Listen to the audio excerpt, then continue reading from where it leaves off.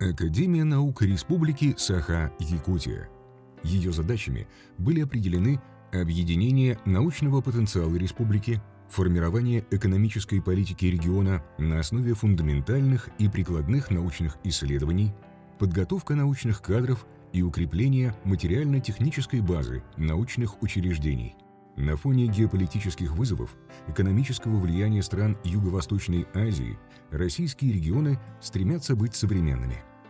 Именно поэтому наступила активная фаза фундаментального исследования уникального по характеристикам региона планеты, самом обширном криосферном регионе планеты, населенном людьми.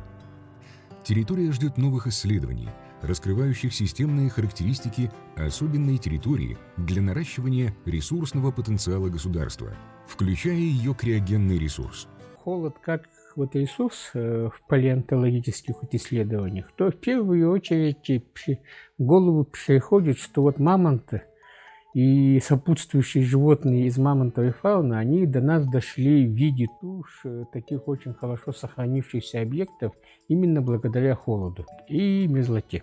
А еще одно из главных направлений использования холода как ресурса – это создание криохранилища мамонтовой фауны. У нас в Якутии.